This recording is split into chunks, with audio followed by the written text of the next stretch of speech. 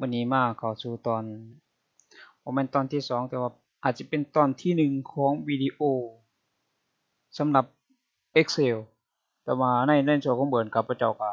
เคยแนะนำไปแล้วอาจจะเป็นอยู่2วิดีโอถ้าจำบ่ผิดแต่ว่าข้าพเจ้าเห็นว่ามันแม่นหยังดอกคิดว่ามันง่ายเกินไปว่าซั่นเนาะ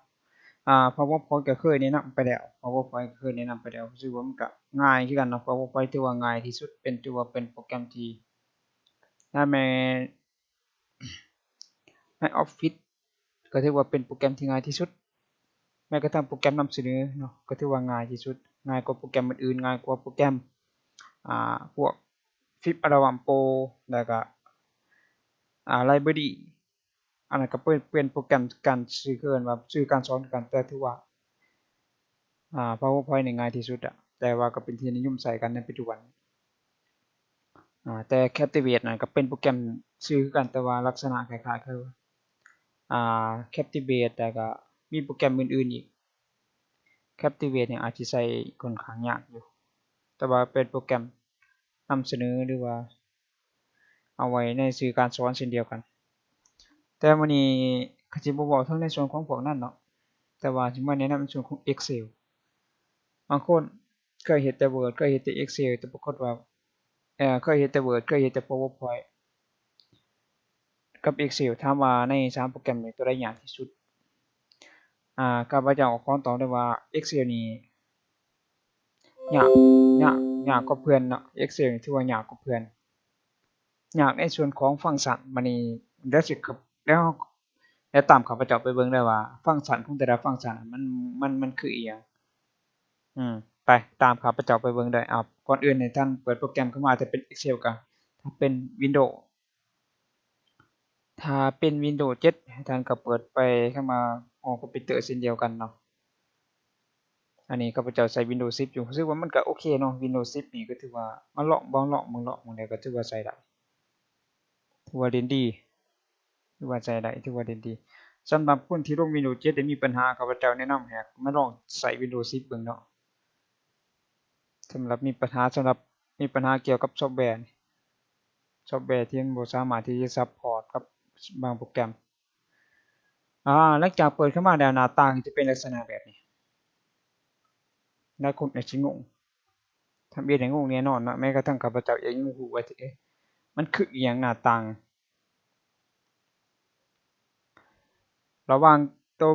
ระหว่างเด็ก1กับเด็ก A เนี่ยมันมีความเกี่ยวข้องกันแนวใดก็คือมันจะมีเป็นมันมีประโยชน์เบิดเนาะที่ในหน้าต่างนี่จะมีบ่งบอกว่าระหว่างนี่คือเอิ้นว่าสมมุติว่าเนาะสมมุติว่ามีการหารเกิดขึ้นนะมีการหารบวกลบคูณหารเกิดขึ้นในตารางนี่สมมุติว่านะแต่บ่แม่นสมมุติอะแต่ว่าเวลาเฮ็ดงานนี่ก็เป็นแนวนั้นจริงๆเนาะสมมุติว่านะข้าพเจ้าสิสร้างตารางขึ้นมานี่อาจสิสับสนอาจสิสับสนนี่เนาะยกตัวอย่างให้เห็นแบบเอายกตัวอย่างตัวอย่างให้เบิ่งว่าเวลาเขาคำนวณมันมีความเกี่ยวข้องกันแน่ในระหว่างตัว f ระหว่างตัว d กับตัวเด็กหายเวลาคำนวณเขาจะคำนวณว่าเวลาเขาอ่านนะเวลาเขาคำนวณว่า d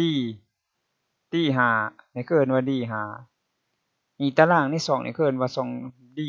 5ถ้าเราเอิ้นนะถ้าเราเอิ้นตารางว่า2 d 5ก็คือตัวนี้เป็น2 g 12เราเบิ่งจากนี้ g แล้วก็ตัว12เวลาเราคูณกันนะเราเอา g 5มาบวกกับตัวนี้เนาะเอา g 5มาลบกับตัวนี้มาบวกกันมาลบกันก็คือเอาจากตัวเลขนี่เนาะที่นี่ข้าพเจ้าสิบ่เว้าถึงในส่วนของสูตรเนาะเพราะว่ามันอาจสิเข้าใจยากมันต้องอาศัยความเข้าใจอยู่พอสมควรเนาะแต่ว่าสิมาแนะนำพื้นๆต้นเลยที่ในหนังสือตามหาหนังสือที่เขาเขียนเอาไว้ที่จริงในตามหาหนังสือนี่บางคนบอกว่าโอ๊ย Excel อันนั้นแค่เบื้องต้นยังบ่ทันได้เว้าถึงระดับ Advanced โดยซ้ำไปที่เขาว่าแนะนำการสร้างตารางส่วนใหญ่หลักๆที่ข้าพเจ้าไปเปิดเบิ่งนะของข้าพเจ้าก็มีกับจะทุกเวอร์ชันแล้วก็ทุกเล่มเนาะที่เอามาเปิดเบิ่งส่วนใหญ่บ่ได้มีหยังหลายหลักๆก็มีเกี่ยวกับการสร้างตารางแล้วก็การคำนวณทางสถิติก็คือกราฟ ที่เราฮู้กันในว่ากราฟเรียกว่ากราฟหน้าต่างในตัวนี้ก็บ่ได้ต่างกันหยังใดกับบ่ต่างกันหยังกับ Word กับ Excel คล้ายๆคือกันหน้าตั้งคล้ายๆกันแต่ว่าในส่วนของตัวนี้เขาจะเฮ็ดในเฮ็ดส่วนใหญ่ก็จะมีเฮ็ดในคำนวณคำนวณของตัวกราฟใน Word นะส่วนใหญ่ก็จะมีเฮ็ดใน Excel แล้วก็ส่งไป Word อีกทีหนึงเซฟปรับแล้วก็ส่งไป Word ที่เขาเอาไปนำเสนอนะทุกอย่างนะส่วนใหญ่ก็จะเฮ็ดใน Excel ส่วนใหญ่ก็เฮ็ดใน Excel แต่กราฟแต่ละแท็กนั่นก็จะบอกความหมายว่าเช่นกราฟแนวตั้งกราฟแนวนอนกราฟกลมกราฟเส้นกราฟรูปเทียนก็จะบ่งบอกถึงว่ากราฟรูปเทียนนั่นคือบ่งบอกถึงเส้นกราฟกลมคือบ่งบอกปริมาณที่ใส่ไปที่ยังเหลืออยู่อันนี้คือเข้าใจเนาะกราฟกลมคือจะบ่งบอกว่าสินค้าเหลือเท่าใดอืมเหลืออยู่เท่าใดใช้ไปเท่าใดอันนี้คือกราฟกลมคือตัวนี้เนาะจะบ่งบอกแต่ละอันมันสิบ่งบอกก็คือกราฟเทียนก็คือเอาไว้เบิ่งวิเคราะห์ทางพวกหุ้นการเงินบ่อิหยังบ่จั่งซั้นเอิ้นว่ากราฟพวกเป็นเทียนเป็นหยังสามารถที่จะเพิ่มเข้าไปได้กราฟแผนภูมิหยังต่างๆตัวนี้ยังบ่ทันเว้าถึงนะแต่ว่าเอาไว้ก่อนแต่ว่าที่มาแนะนำเบื้องต้นสุดๆก็คือแนะนำสร้างตารางก่อนหลักๆนี่ใน Excel จะเน้นไปเรื่องของตารางถ้าผู้ใดเคยใช้ Excel เฮ็ดตารางเขาแทบจะบ่อยากไปจับเบิดเดะแทบบอกว่าสิบ่จะไปจับเบิดเด้อมันง่ายมันหยังมันก็สะดวกแล้วมันง่ายในการลบการสร้างในการลบการสร้างตารางสมมุติว่าข้าพเจ้าสิสร้างตารางแบบง่ายๆคือนี่นะสมมุติว่าข้าพเจ้าสร้างตารางจังซี่แทนที่ Word เนาะWord เราต้องไปเพิ่มจังซี่เอาเพิ่มตารางแทรกตารางเอิ้นว่าแทรกตารางแต่นี่บ่ต้องให้ท่านเข้ามานี่คลิกนี่ก็สามารถที่จะเป็นตารางให้เราได้ถือว่าเฮ็ดรายงานบ่อิหยังบ่ต่างๆสามารถที่จะเพิ่มไปมันง่ายยอมรับว่ามันสะดวกถ้าผู้ใดเคยใช้ได้ติดใจว่าจังซั่นเนาะคือบ่อยากไปจับเปิดเลยอันนี้มันสะดวกแล้วมันก็ง่ายเวลาเราลบเวลาเราเฮ็ดนั่นเฮ็ดนี่ผิด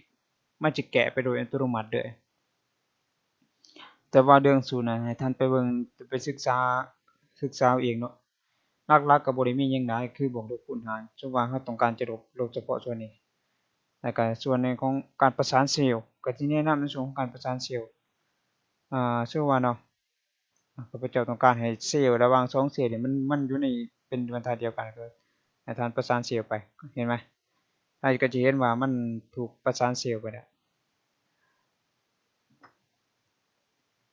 ถูกประสานเซลล์ไปแต่ถามว่าประสานเซลล์ไปหลังจากท่านสิเอากลับมาเฮ็ดแนวใดก็ยกเลิกการประสานเซลล์หลังจากงานยกเลิกการประสานเซลล์ตารางปรากฏว่าถูกลบไปท่านมาเพิ่มตารางใหม่อีกรอบหนึ่งก็ได้เห็นบ่ตารางก็จะกลับมาคือเอิ้นว่าประสานเซลล์ซึ่งว่าประสานแนวนี้เนาะเราต้องการเราบ่ต้องการอันแนวนอนนะข้าพเจ้าต้องการแนวนอนให้ท่านประสานเซลล์ลงไปก็จะเป็นลักษณะแบบนี้ตัวอย่างประสานเซลล์ยกตัวอย่างเห็นเนาะยกตัวอย่างเห็นเบิ่งกันไปนะการประสานเซลล์นี่จะมีส่วนเลือกมันบอกว่าประสานเซลล์ตามแนวกว้างประสานเซลล์แล้วก็ยกเลิกการประสานเซลล์มีอยู่4ตัวอย่างให้เราเลือกมีอยู่4ตัวอย่างให้เลือกคลิกไปตัวนี้ประสานเซลล์มันบอกอันนี้คือการประสานเซลล์ง่ายลบตารางก็ง่ายเพิ่มตารางก็ง่ายมันง่ายเกินว่าง่ายสุดๆเป็นจังซั่นบ่แม่นว่าง่ายสุดๆก็คือมันสะดวกบ่แม่นว่าเฮ็ดได้ง่ายท่านต้องฝึกเรียนเบิ่งว่าท่านฝึกเรียนฝึกเองนำเนาะเพราะว่าเพื่อให้ท่านนั้นเข้าใจได้บ่แม่นว่าเช่นการที่ว่าเราลงลึกไปลึก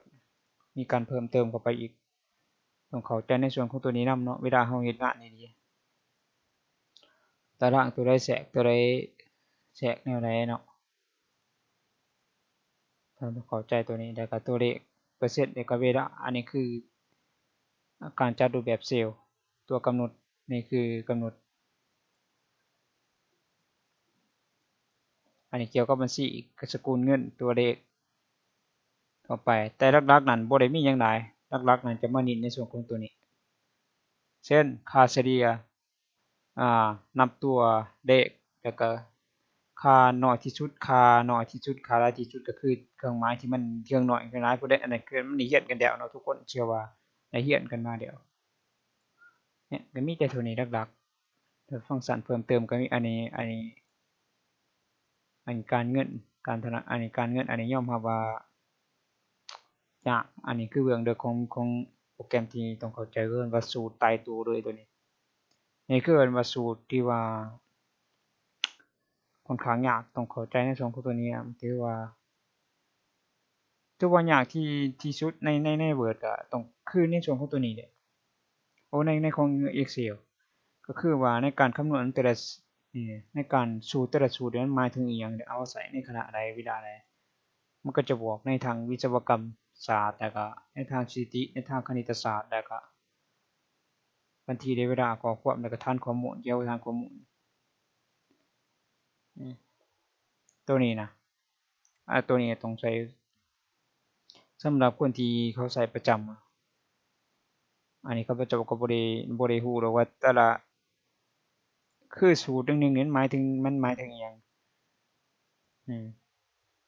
การเงินการธนาคารข้อมูลและตรรกะ value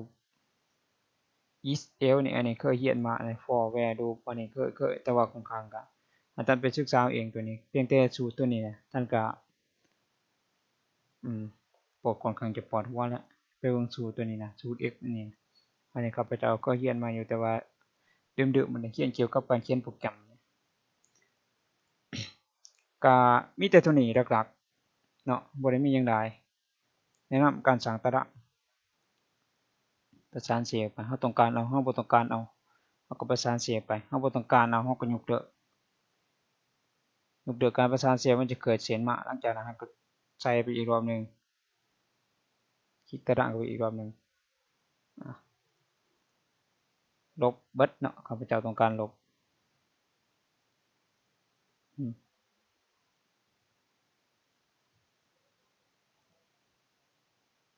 เดี๋ยวแป๊บนึงนี่เนาะคือการลบตารางหายไปว่าปรากฏว่าตารางเนี่ยก็หายไปลบตารางแบบง่ายๆเฮ็ดตารางแบบง่ายๆยังไงท่านลองมาถ่าย Excel เบิ่งว่ามันท่านเห็นบ่โอ้มันน่าไปใส่ Word ด้วยในการเฮ็ดตารางส่วนใหญ่ที่ข้าพเจ้าเฮ็ดตารางนั่นก็จะเป็นในส่วนของมันง่ายเลยข้าพเจ้าก็เฮ็ดตลอดเกี่ยวกับเคยเฮ็ดเอาไว้อยู่งานทุกอย่างส่วนใหญ่เกี่ยวกับตารางส่วนใหญ่ข้าพเจ้าสิเฮ็ดในส่วนของอ่า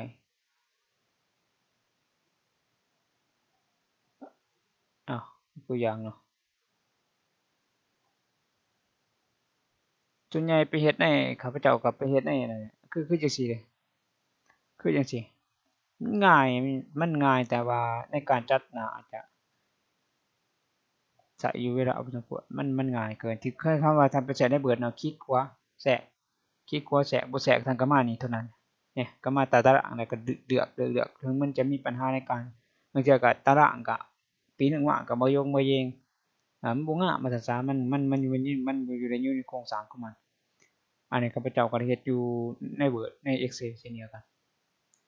หลักๆบ่ได้มีหยังหลาย Excel ที่จริงแล้วสูตรมันจริงๆหั้นใช้อยู่หลักๆมีแต่เท่านี้เนี่ยค่าเฉลี่ยตัวนับตัวเลขจำนวนน้อยจำนวนหลาย